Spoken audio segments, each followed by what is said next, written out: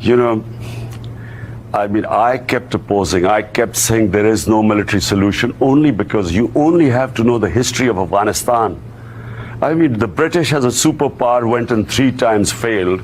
Soviets killed 1 million Afghans in the 80s, failed. And how you knew that this was going to be a war that is just would not have achieved any results. Someone should ask, I mean, if I was an American, I would ask that $1.5 trillion at least have been spent in Afghanistan. What have we achieved in this? And then I hear some people saying that, you know, actually, no, we should sort of keep the military or keep this going. This will go on for another 19 years. The taxpayer in U.S. is going to keep pouring in money in there.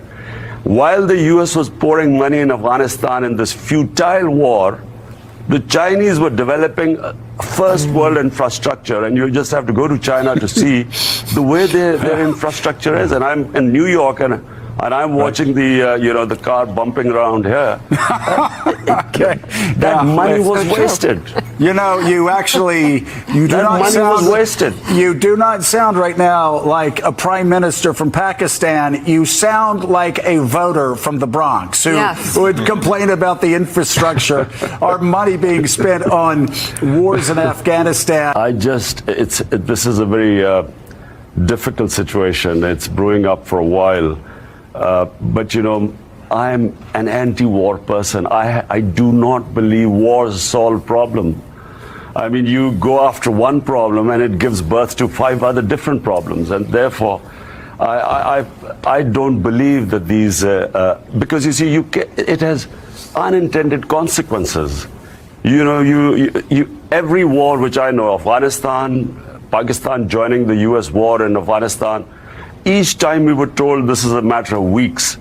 And, you know, in Pakistan, we lost 70,000 people died in this war on terror when we participated. And Musharraf told us, our general, that it's only a matter of weeks. So war with Iran is very complex. Once it starts, you know, no one knows where it's going to go. And so therefore, always conflicts should be avoided. Always. Mr. Prime Minister Joe Scarborough here. The United States and Pakistan, of course, as you know better than anybody, we have had at times a tumultuous relationship. The Pakistanis have believed through the years that Americans have been unreliable partners. We have not followed through on weapons deals. At times, the Pakistanis believe we have pushed them in directions that are not in their national interest. And, of course, Americans have had concerns with the Pakistanis now. Just pulling back from the events of this week, even this month, give us, if you will, your best read on U.S.-Pakistani relations right now. Are we in a better place today than we were, say, 5-10 years ago? Definitely. This is the best relationship Pakistan had with the U.S. in almost 2 decades. But let me just give you a brief history. Pakistan joined, US and Pakistan got together against the Soviets when they invaded Afghanistan. And so Pakistan trained militants to fight jihad. They were called Mujahideen, who fought against the Soviets. And so these groups came and they operated from Pakistan in the 80s. Come 1989, Soviets retreat from Afghanistan. The US packs up and leaves. And in 91, we were slapped with sanctions, Pressler sanctions. So that was a shock because Pakistan had, by this time, 4 million Afghan refugees. We were left with these militant groups, and sectarian terrorism started in Pakistan. Come 9/11, we again joined the US. And I remember George Bush saying that, look, this time it will be different. We are not going to abandon you.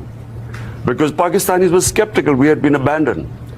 This time again, we joined and I opposed it. And I'll tell you why I opposed Pakistan joining the US. Because we had trained these mujahideen, these groups, to do jihad against foreign occupation in Afghanistan. Now, when the Americans turned up in Afghanistan, how are we going to explain to them that now it's no longer jihad, it's terrorism? And so when Pakistan joined the US, the same groups turned against Pakistan. And the fundamental mistake Pakistan's leadership made at the time is that they tried to tell the US, don't worry, we'll be able to deal with it. They couldn't deal with it.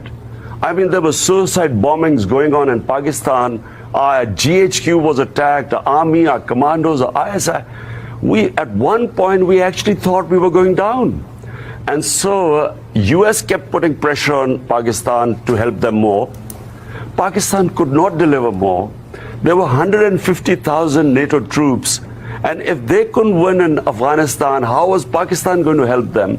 And so we were then accused of playing a double game because we couldn't deliver. There were 50 different groups operating in Pakistan, militant groups. And so this mistrust began. Now our relationship is based on truth and trust. We are partners in peace now. And so there's trust, and that's how the relationship should have been. If I was the Prime Minister, I would have said, look, Mr. Bush, we cannot deliver. We have these groups trained, and how are we going? The moment we join them, we lose leverage on them, and they'll turn against us. So I think that's the mistake where our leadership made. And what advice have you given President Trump about Afghanistan, a war that many Americans have grown tired of 18 years later? The situation took a serious downturn in early August when India revoked the special status for the disputed region, causing relations between India and Pakistan, two nuclear countries, to fall deeper into chaos and uncertainty. Tomorrow, Pakistani Prime Minister Imran Khan, who met with President Trump in New York on Monday, will speak before the UN, and Kashmir is set to be front and center.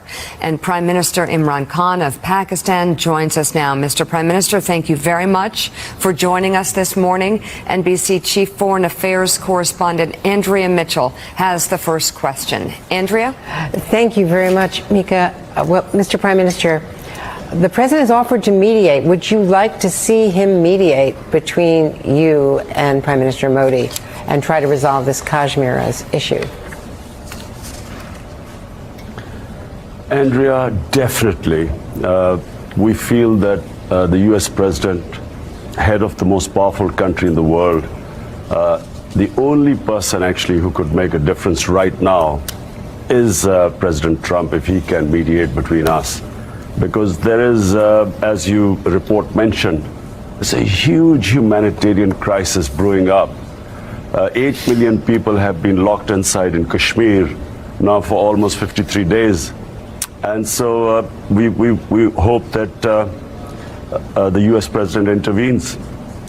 There are concerns, of course, you're both nuclear states. Are the tactical nuclear weapons forward based at this point? Can you reassure Americans that what used to be known as the triple key to make sure that the U.S. also had oversight over any potential use of nuclear forces is still in place? Andrea, no sane mind can think of nuclear war or nuclear weapons. What needs to be done is that this thing should be immediately nipped in the bud. Where it is heading right now, my fear is that there are 900,000 troops in the valley, and they've locked in 8 million people. Now the fear is that once they lift the curfew, there's going to be bloodshed. And that's why we want the president to intervene before things go a step further. And that's really my concern right now, and I mainly came to the UN to raise this with the world leaders. Mr. Prime Minister, this is Ayman Mohideen, and I was curious here to pick up on your point, wanting the United States to mediate. You've obviously sat next to President Trump, and you've been dealing with this administration. Has this administration in any way, shape, or form asked you for any type of quid pro quo in exchange for mediating? And if so, what might that be? What does the U.S. want from Pakistan in order to try to mediate this conflict? This is a completely separate issue. It concerns over 1 billion people of the Indian subcontinent. So this, the United States #1, but United Nations Security Council is the other option. or the US could operate through the UN Security Council, because there are 11 resolutions by the Security Council on Kashmir. So that's one area. But quite separately, the other two neighbors of Pakistan, one is Afghanistan, the other is Iran. We are trying our best. We are speaking to Iran. I spoke to President Trump, and he thought I should try and mediate between the US and Iran, a nuclear deal. And the other is Afghanistan, which again is in the interest of Pakistan, that there's peace there.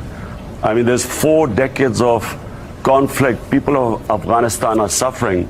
There's no quid pro quo. I mean, it's in our interest that there's peace there. We were sad that just when the deal was about to be signed, it was broken up, because dialogue and fighting are going on simultaneously, and this was always going to happen. But there is no military solution in Afghanistan, and that should be obvious after 19 years.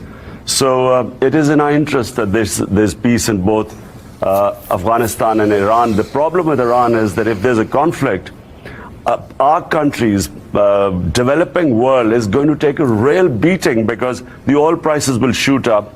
And in most of our developing world, we have these trying to manage our balancing our budgets, and this will just throw us off. So it's in the interest of actually the world that this Iran conflict does not take place. Mr. Prime Minister, Jeff Goldberg from The Atlantic, just to follow on your statement that Donald Trump would be the best mediator for you, 2 related questions. One is, what specific skills do you think he brings to mediating the Kashmir dispute? The second related question is, how do you assess his handling of the Iran files so far in his presidency?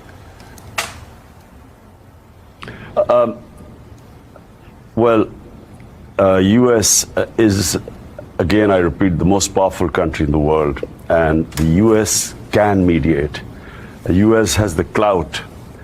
Problem I'm facing right now is, unfortunately, and it is unfortunate, and it's being realistic, countries look upon India as a market of 1.2 billion people. And that's what I'm sad to say, that's what the Indian Prime Minister is, that's his leverage. And that's why he's done something so incredible, revoking the Constitution, going against UN resolutions, and he's actually boxed in these people. And so US being the strongest country in the world with leverage in the UN Security Council, and just as the biggest trading partner of India, US has the best leverage, and that's what Mr. Trump has in his hands. About Iran,